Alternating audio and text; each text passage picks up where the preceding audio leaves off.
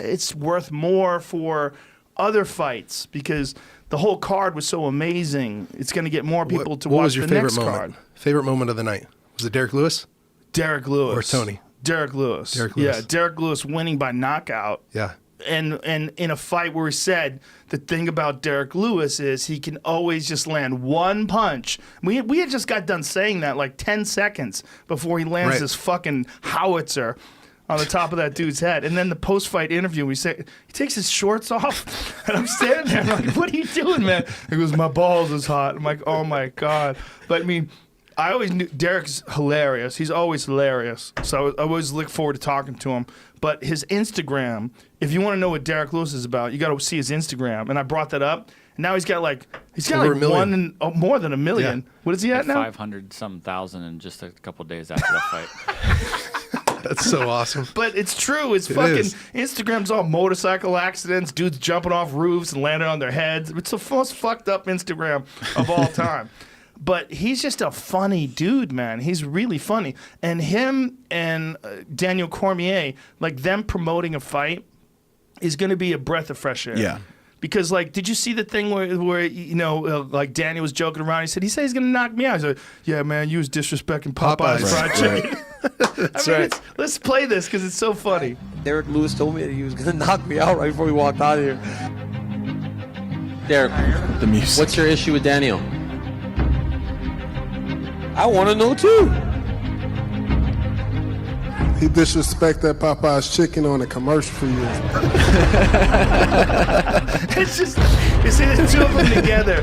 This is a bad version of it. This is all music and stupid editing. But he's just a funny guy, man. He's just a funny guy. And and he joked around about it with DC. He's got 1.3 million followers now. That is hilarious. I think it's like he just gained 1 million followers. Yeah. Because I've been following him for years now. Yeah, I think he gained 1 million followers. And he, you know, they were talking about it, and he said to Daniel, you know, Daniel said, he goes, you don't really want to hit me? He goes, motherfucker, I'll fight anybody for money. You can't.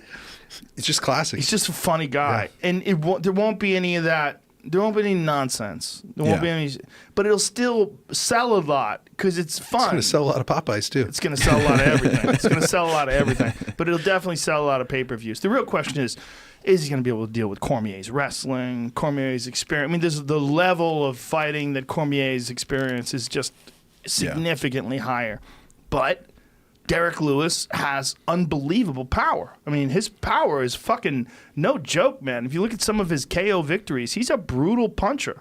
Brutal. He is, but I think if he, and I'm a big Derrick Lewis fan, but I think if he fights DC like he fought Volkov, it's going to be a tough night for him. I know that it could go anyway, and that one shot from Derrick Lewis can put DC out or anyone in the world out. Mm-hmm. But I just see DC's wrestling, his dirty boxing. I mean, everything. If Derrick Lewis is turning his back to DC like he was with Volkov, I mean, he's going to close the distance. He's going to take his back. He's going to exploit that.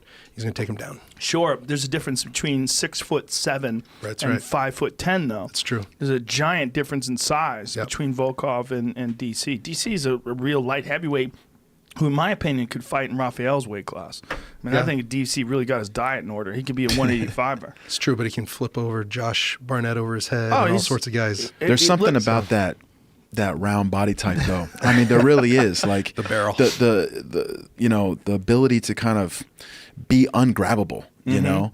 And, of course, he has the power and he has the wrestling. So, I mean, he's like a version of Fedor, you know, very similar. Seeing him knock out Stipe with one shot like that was stunning. It's like, wow. And he was saying that he was doing that in training. He said he hits way harder as a heavyweight. I think just the way he likes to live his life and how he likes to eat, he just has more energy as a heavyweight. You know, he might be a better heavyweight. He's gone through a whole life of cutting weight. I mean, an entire life of it. And he had to withdraw from the Olympics because of kidney failure. Right. From weight cutting. Right. And I think his life should be a movie for sure.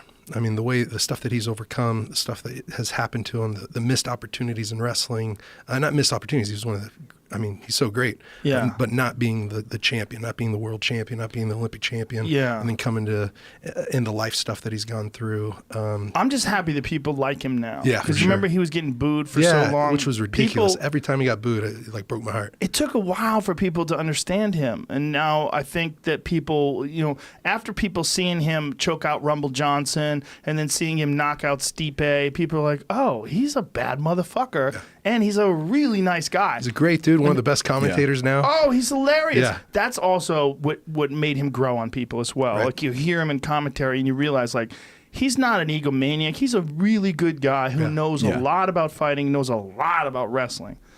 And man, I'm so looking forward to John Jones coming back too. John Jones fighting Gustafsson.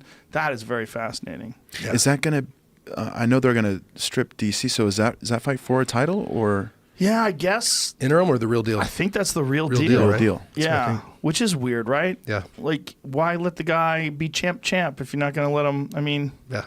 I don't know. It's like, I don't know. I mean, I'm so torn on all this. Well, he's probably going to fight the winner anyways, and then it'll be for the belt. So maybe let him keep the belt. I mean, look, I love the UFC, obviously. I've been working for the UFC forever. But I think there's an obvious conflict of interest when the promoter is also responsible for who holds titles and who gets to fight for titles.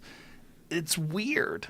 I mean, in every other sport, there's like a sanctioning body that decides this is, Rafael Lovato won 5 fights in a row. He's the undisputed #1 contender. He will be next in line for the title.